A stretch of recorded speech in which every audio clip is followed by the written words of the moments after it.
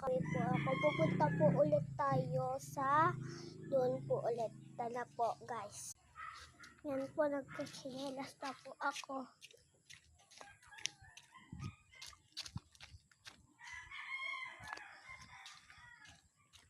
Yan po, pakatis na po tayo. Diyan po kasi nakatira po si Amara. Ayun po si Amarangge. Hi Amara! Lamig ah. Nakabidyo ako. Kabagong ligaw.